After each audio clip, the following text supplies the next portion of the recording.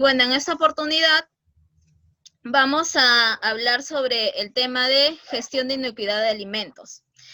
Bien, entre los estándares de las empresas más exitosas en temas de gestión de inocuidad alimentaria a nivel mundial, se encuentra el esquema ISO 22000, que es una normativa que integra los principios del HACCP, el cual a su vez requiere un plan BPM implementado que brinda las condiciones y lineamientos básicos necesarios para lograr la producción de alimentos inocuos. Entonces, de esta manera se integra tanto la calidad, la inocuidad y la productividad, siendo beneficioso para los usuarios o los empresarios en el tema de que incrementa los márgenes de ganancias y también para los consumidores finales por el objetivo claro que es la inocuidad. Bien, entonces ahora vamos a pasar a hablar sobre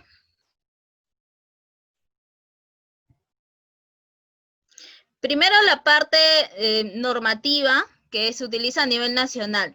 Según la ley 29571, que es el Código de Protección y Defensa del Consumidor, el artículo 1 nos habla sobre garantizar la inocuidad de alimentos destinados al consumo humano, a fin de proteger la vida y la salud de las personas, con un enfoque preventivo e integral a lo largo de toda la cadena alimentaria, incluidos los piensos. El artículo 30 nos habla sobre inocuidad de alimentos. Los consumidores tienen derecho a consumir alimentos inocuos. Los proveedores son responsables de la inocuidad de los alimentos que ofrecen en el mercado de conformidad con la legislación sanitaria. La garantía de que los alimentos no causarán daño al consumidor cuando se preparen y o consuman va de acuerdo al uso con que se destinan. Esto es según el Decreto Legislativo 1062 de la Ley de Inocuidad de Alimentos. Además, adicional a esto, tenemos más normativas, que es el Decreto Supremo 007-98, que es el Reglamento sobre Vigilancia y Control Sanitario de Alimentos y Bebidas, el Decreto Legislativo 1062 sobre la Ley de Inocuidad de Alimentos, que es el cual yo les hacía mención, la RM número 451 del MINSA es una norma sanitaria para la fabricación de alimentos a base de granos y otros, destinado a programas sociales de alimentos. La RM 591 del 2008, que es una norma sanitaria que establece los criterios microbiológicos de calidad sanitaria e inocuidad para los alimentos y bebidas de consumo humano. La RM 461 del 2007, que es una guía técnica para el análisis microbiológico de superficies en contacto con alimentos y bebidas. La RM 363 del 2005, que es la norma sanitaria para el funcionamiento de restaurantes y servicios afines. Es importante que nosotros podamos revisar esta normativa que nos va a ampliar el tema de todos estos aspectos, tanto de alimentos para consumo directo como aquellos que se van a procesar. Esto es parte de la normativa. Conforme voy avanzando en las diapositivas, se les va a ir mencionando otras normativas adicionales. Entonces, acá un breve resumen de lo que significa BPMs, buenas prácticas de manufactura, o también lo podemos encontrar en inglés como GMP, que es Good Manufacture Practice, los POEs, que son procedimientos operativos estandarizados de saneamiento, pero en sus inicios se utilizaba en inglés también, en las SSOP, que viene a ser lo mismo, ¿no? Eso es al inicio, cuando recién se empezó a implementar a nivel nacional. El HACCP, que es este sistema de análisis de puntos críticos de control, que es antiguo, desde el 1960 más o menos se empieza a implementar, y bueno, ha surgido una serie de modificaciones, y este HACCP, como vamos a ver a continuación, se aplica según el contexto, es específico para cada producto. Sigamos. Aquí tenemos un breve cuadro una imagen en la cual nos muestra el tema de la seguridad alimentaria, ¿no? La seguridad alimentaria, que es este acceso permanente, esta disponibilidad de un alimento en buenas condiciones, un alimento inocuo, nutritivo, que tenemos derecho toda la población. Acá tenemos que, iniciamos con los sistemas de producción de materias primas, por eso que nos menciona de la granja o de la chacra a la mesa. ¿Por qué? Porque acá nos muestra cómo pasa este alimento desde que es cosechado, pasa a la industria, posteriormente es comercializado, luego es consumido y nos va a brindar salud y bienestar al consumidor. Entonces, pero esto se da ¿en qué marco? En el contexto de las buenas prácticas de manipulación, del HACCP, las buenas prácticas agrícolas, buenas prácticas ganaderas. Entonces, toda esta normativa, esta terminología también lo vamos a encontrar en el Codex Alimentarius, que es como que el origen, la matriz para toda esa terminología en temas de alimentación, procesos, seguridad. Bien, ahora vamos a la parte conceptual. Como les mencionaba, es buenas prácticas de manufactura, buenas prácticas de fabricación, también es conocido así. ¿Y a qué se refiere? A prácticas, según la FAO, son prácticas destinadas a prevenir y controlar los peligros para la inocuidad del producto, asociado a las fases relacionadas con la post cosecha del mismo, considerando un mínimo impacto de esas prácticas sobre el medio ambiente, la fauna, la flora y la salud de los trabajadores. El Ministerio de Salud o DIGESA también en algunos manuales nos habla como las buenas prácticas de manufactura o manipulación como un conjunto de medidas aplicadas en la cadena de proceso de elaboración. Por eso que en esta imagen pueden observar la manipulación. Uno está usando todos sus equipos de protección, por ejemplo, el mandil, los guantes.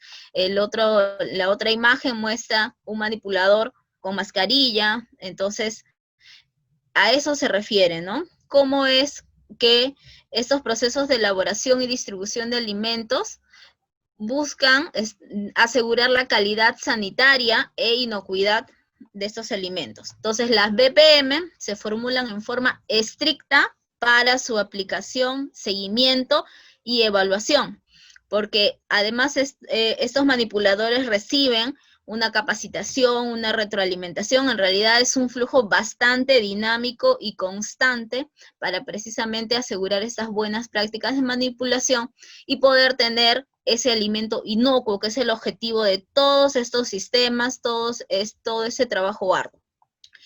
Estas buenas prácticas de manipulación, más adelante les voy a mencionar más detallado, pero se refiere a todo ese proceso de la cadena alimentaria, desde la chacra o granja hasta el consumidor final. Por eso es que ven esta imagen, ¿no? Acá está donde están cosechando, la imagen donde están procesando frutos, se está transportando, se está almacenando, y finalmente llega al consumidor final.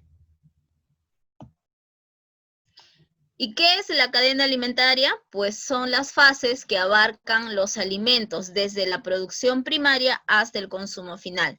Para efectos de los servicios de alimentación, la cadena alimentaria incluye las siguientes etapas: adquisición o provisión de insumos, que incluye el transporte, la recepción, el almacenamiento, salida, producción, que viene a ser la elaboración, preparación o cocción de estos productos, el servido y consumo final.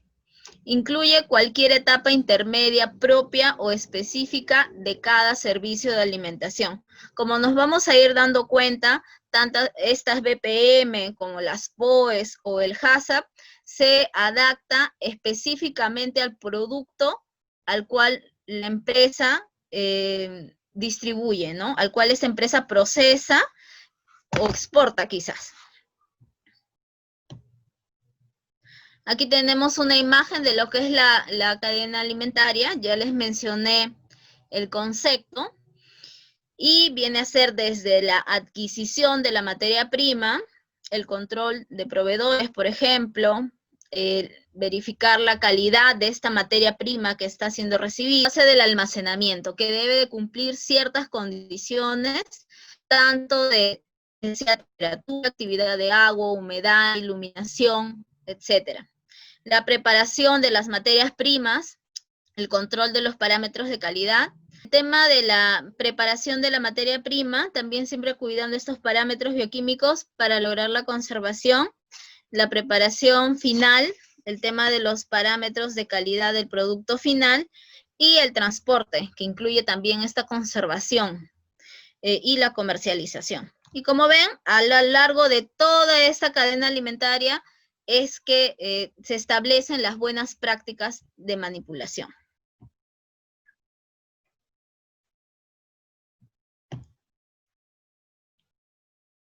Ahora vamos a compartir el tema de una normativa que es la 007-98. En mi experiencia he trabajado con servicios de alimentación. Entonces, eso es lo que yo les quiero compartir en esta oportunidad, que son conocidos como los concesionarios. Entonces, según esta normativa, es lo que se va a implementar. Por ejemplo, digamos, esta empresa que les menciono era una empresa X, ¿no? Fue un servicio que brindamos con un consultor conjuntamente. Entonces, le planteamos, ellos necesitaban expandir su red de concesionarios, tenían ya varias propuestas a nivel de ministerios, Ministerio del Interior, Ministerio de Salud para brindar este servicio. Además ya tenían proyectado tener restaurantes en Estados Unidos. Entonces, ¿pero qué pasaba?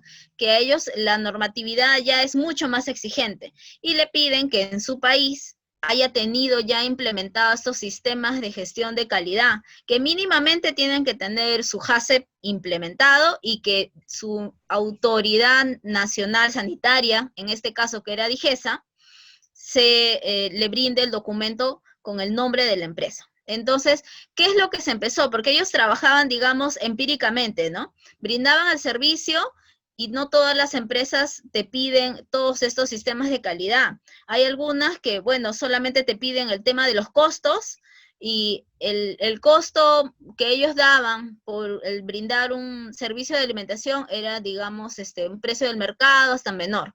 Pero no trabajaban estos temas de la implementación de las buenas prácticas de manipulación. Entonces, ¿qué se hizo? Lo primero, trabajar con las personas que estaban a cargo del tema del mantenimiento, solicitar los planos de la empresa para nosotros poder conocer con qué espacio físico se cuenta. Además, ellos tenían una distribución que empíricamente lo habían hecho. Su primer piso era el tema de la recepción de los alimentos y el almacenamiento. Al fondo tenían cámaras frigoríficas y bueno, su segundo piso era su área de producción y ellos de su área de producción llevaban a donde brindaban el servicio de alimentación. Entonces, lo primero que se trabajó fue el tema de la infraestructura. Verificar primero esta ubicación. Este está ubicado en La Victoria. Entonces, ¿pero qué zona de La Victoria? Era una zona, digamos, residencial de La Victoria que estaba, no tenía, verificamos que no está ubicado no a menos de 150 metros de otro establecimiento o actividad que genere proliferación de insectos, polvos u otra fuente de contaminación. Por ejemplo, esto en el distrito de La Victoria se pudo aplicar, pero cuando, por ejemplo, trabajábamos con concesionarios que tenían sus plantas en Ate o en Lurigancho o digamos en otra zona más alejada como Chosica, algunos no cumplían con este requerimiento. Entonces, inmediatamente se tenía que buscar otro local, porque lo primero que hay que ver es el tema de la infraestructura, esta ubicación que tiene que cumplir con esa normativa. Entonces, estar ubicado a no menos de 150 metros de otro establecimiento o actividad que genere proliferación de insectos, polvos u otras fuentes de contaminación. Por ejemplo, lo que pasaba en Chosica era que estaba cerca al río, entonces no cumplía, teníamos que buscar otro lugar para poder implementar. O en Santa Anita lo que pasó es que era una zona industrial, pero eran almacenes que muchos estaban abandonados, entonces no cumplía porque había proliferación de insectos, polvos, hasta roedores, entonces había que buscar otro local. Entonces, la persona o la empresa, una vez que gusta, que decide implementar, tiene que ser consciente que hay gastos y hay gastos fuertes. Es una fuerte inversión, pero al final sí es rentable, porque va a tener estos sistemas implementados y eso es un plus que no todos lo tienen. ¿Qué más? No estar ubicadas en zonas con riesgo de inundación, como